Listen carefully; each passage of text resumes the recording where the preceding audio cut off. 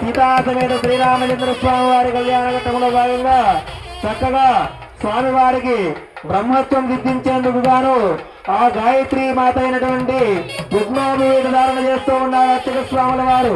చక్కగా అందరూ నమస్కారం చేసుకోవాలి. గోవింద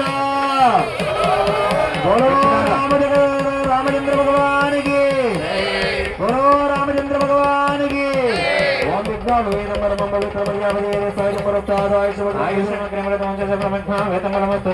శ్రీ రామచంద్ర స్వామి దేవతాభ్యో నమో నమః. యజ్ఞోపవీతాన్ని సమర్పయామి.